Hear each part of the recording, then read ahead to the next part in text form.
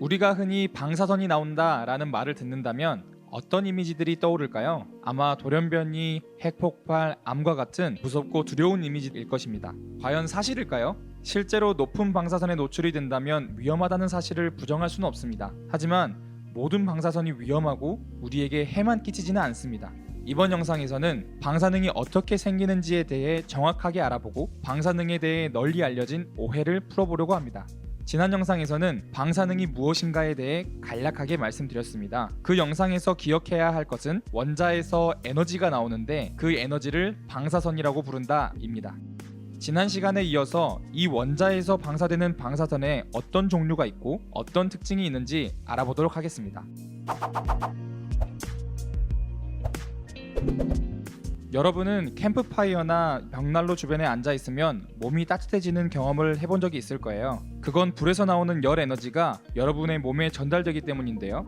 방사선도 이와 똑같은 에너지의 흐름으로 보면 됩니다. 다만 그 종류와 에너지의 크기가 다를 뿐이죠. 방사선을 조금 더 정확하게 정의하면 방사성 물질이 붕괴하면서 방출하는 파동 또는 입자의 흐름이라고 할 수 있습니다. 여기에서 파동 또는 입자의 흐름이라는 특징들이 나오는데요. 이 특징들에 따라서 입자의 흐름 성질을 지니는 입자 방사선과 파동의 성질을 지니는 전자기 방사선으로 구분할 수 있습니다. 먼저 파동의 성질을 지니는 전자기 방사선에 대해 알아보겠습니다. 혹시 과학 관련 책에서 이런 그림을 보신 적이 있으신가요? 이 그림은 전자기파 스펙트럼입니다. 이 그림에서 파동의 파장과 진동수에 따라서 파동의 종류가 나뉘는 것을 볼 수 있습니다. 이 스펙트럼을 보시면 여기 우리 눈에 보이는 가시광선 영역이 있습니다.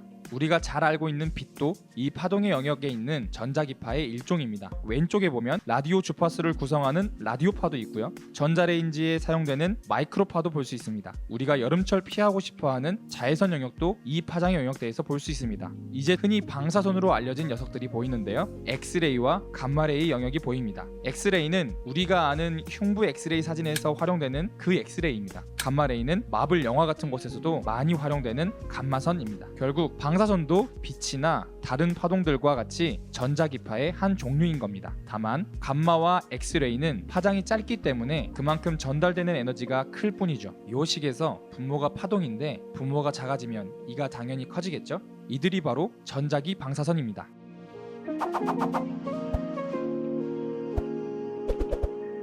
자, 다음으로 입자의 흐름 성질을 지닌 입자 방사선에 대해 이야기해 보겠습니다. 간단하게 입자 방사선에는 대표적으로 원자핵에서 헬륨 원자핵이 나오는 알파선과 고속전자가 방출되는 베타선이 있습니다. 이들은 불안정한 원자핵이 붕괴하면서 발생하는 방사선입니다. 자, 여기에서 잠깐 다시 정리를 하자면 방사선은 크게 입자의 흐름을 지닌 방사선과 파동의 특징을 가진 방사선으로 나눌 수 있는데 그 중에서 파동의 특징을 가진 방사선에는 엑스레이와 감마레이가 있고 입자의 흐름을 가진 방사선에는 알파선과 베타선이 있습니다. 여기까지 좀 정리가 되셨나요? 그렇다면 방사선을 에너지의 흐름이라고 했는데요. 이런 에너지의 흐름은 왜 발생하는 걸까요? 우리는 다시 한번 원자에 집중해야 그 답을 찾을 수 있습니다. 자연과학계에는 명제가 하나 있습니다. 모든 물질과 현상은 불안정한 상태에서 안정한 상태가 되려 한다. 세상의 모든 불안정한 상태로 있는 물질들은 안정된 상태로 가고 싶어 합니다. 원자도 마찬가지예요. 원자에 있는 원자핵은 늘 불안정한 상태에서 안정한 상태가 되고 싶어 하죠. 하지만 세상에 공짜는 없듯 무언가 대가를 치러야 합니다. 그 대가는 바로 붕괴입니다. 이 붕괴에는 여러 종류가 있는데요. 첫 번째로 알파 붕괴입니다. 알파 붕괴는 원자 번호 74번 이상의 상대적으로 무겁고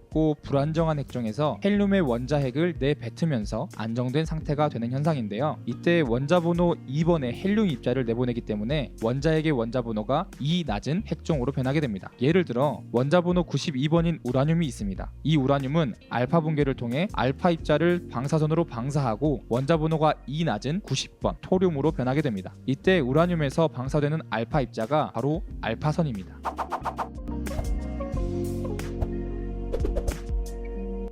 두 번째는 베타 붕괴입니다. 보통 원자핵에 있는 중성자와 양성자의 비율이 특정 값으로 유지되고 있을 때 그 원자핵은 안정합니다. 그런데 양성자에 비해 중성자가 상대적으로 너무 많은 경우 혹은 중성자가 상대적으로 너무 적은 경우에 핵은 불안정해집니다. 그래서 원자핵은 중성자가 양성자보다 더 많은 중성자 과잉 원자핵과 중성자가 양성자보다 더 적은 양성자 과잉 원자핵으로 구분지을 수 있는데, 중성자가 많은 중성자 과잉 원자핵의 경우 중성자는 양성자로 바뀌면서 베타 마이너스 입자를 방출합니다. 즉 중성자와 양성자의 비율을 맞추기 위해 베타 마이너스를 붕괴를 합니다. 반대로 중성자가 적어서 양성자 비율이 많은 양성자 과잉의 경우 양성자는 중성자로 바뀌며 베타 플러스 입자를 방출합니다. 이 또한 중성자와 양성자의 비율을 유지하기 위해 베타 플러스 붕괴를 하게 되는 것이죠. 이때 방출하는 베타 입자 방사선을 베타선이라고 부릅니다. 이처럼 베타 붕괴를 하게 되면 원자 번호를 결정하는 양성자 수가 바뀌게 되면서 원자 번호가 바뀌게 되는데요. 중성자 과잉의 경우에는 베타 마이너스 붕괴를 통해 중성자가 양성자로 변하게 되므로 원자 번호 1이 추가되고, 양성자 과잉의 경우 베타 플러스 붕괴를 통해 양성자가 중성자로 변하게 되므로 원자 번호 1이 줄어듭니다. 어려운 내용이니까 이해가 바로 되지 않을 수 있습니다. 하지만 간단하게 여기서 기억해야 할 부분은 한 가지입니다. 불안정한 원자핵이 안정된 상태가 되기 위해 붕괴를 하며 방사선인 알파선과 베타선을 방사한다 입니다.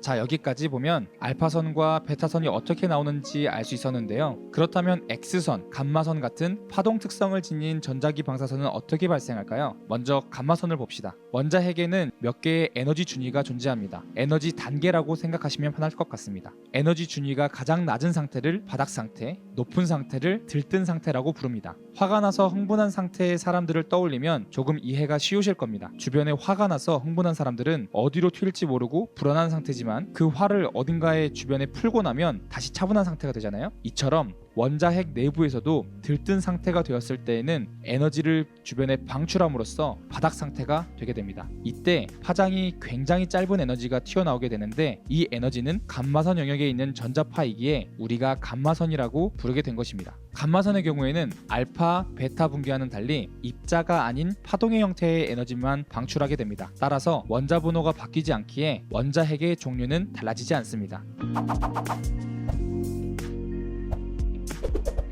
그럼 우리에게 가장 익숙한 방사선인 X선은 어떻게 나올까요? X선의 경우 크게 두 가지 메커니즘에 따라 특성 X선과 제동 X선으로 구분됩니다.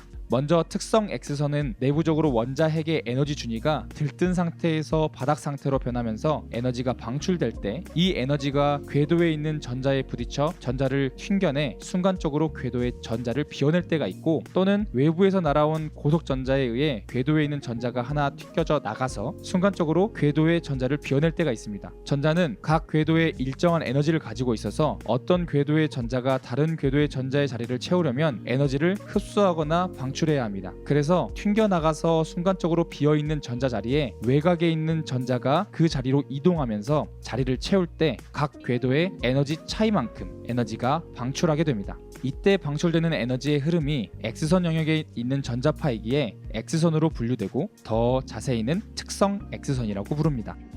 제동 X선 같은 경우는 지구와 유성의 관계를 생각하면 쉽습니다. 지구의 중력에 의해 지구 근처를 지나가던 물체가 운동 에너지를 잃고 유성이 되어 지구로 떨어지듯이, 고속의 전자가 원자의 주변을 지나가고 있을 때 플러스 전기를 띠고 있는 원자핵이 마이너스 전기를 띠는 전자를 잡아당김으로써 그 힘으로 인해 전자의 방향이 바뀌면서 속도가 줄어들게 됩니다. 이때 줄어든 속도만큼 전자의 운동 에너지가 감소하게 되고, 감소된 만큼 에너지를 외부로 방출하게 됩니다. 이때 방출되는 에너지를 제동 X선이라고 합니다. 실제 우리가 병원에서 보는 엑스레이 촬영 장비들도 이런 원리들을 이용하여 엑스레이를 발생시킵니다.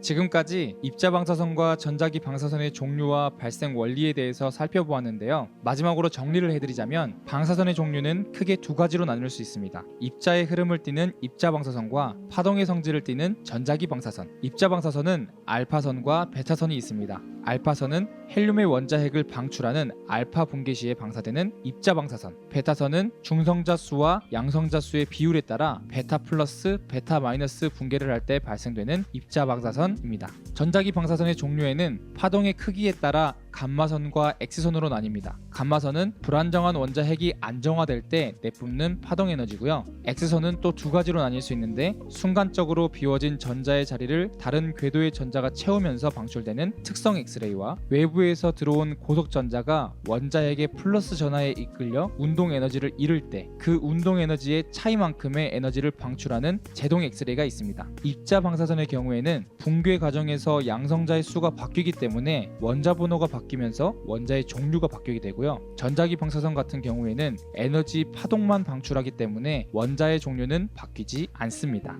이렇게 다양한 메커니즘을 통해서 불안정한 핵종들은 붕괴와 에너지 발산을 통해 안정한 핵종이 되려고 합니다.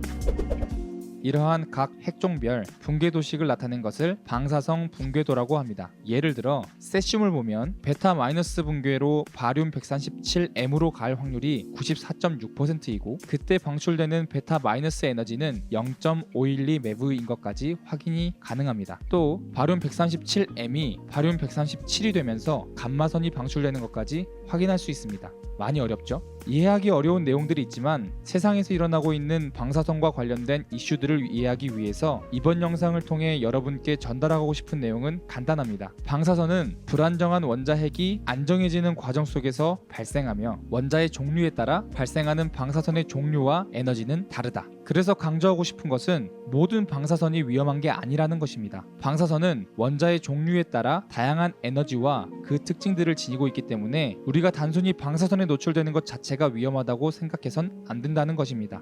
어떤 원자가 어느 종류의 방사선을 가지고 어느 정도의 에너지를 가지고 방출하고 있느냐, 그리고 그게 우리 몸에 얼마나 영향을 주느냐, 이게 중요한 것입니다. 그래서 다음 영상에서는 드디어 방사능의 단위에 대해서 다루게 됩니다. 제가 영상을 만들게 된 이유가 바로 방사능 단위 때문인데요. 단위는 특정 수치를 단계화한 것이기 때문에 우리가 가장 오해하기 쉬운 영역 중 하나입니다. 어떤 상황에 어떤 단위를 봐야 하고 방사능에서는 어떤 단위가 쓰이는지 정확하게 안다면 방사능에 대한 단순하고 막연한 공포에 대해서 조금은 해방될 수 있을 것이라고 생각합니다. 지금까지 오해금지였습니다. 끝까지 시청해주셔서 감사합니다. 다음 영상에서 만나요.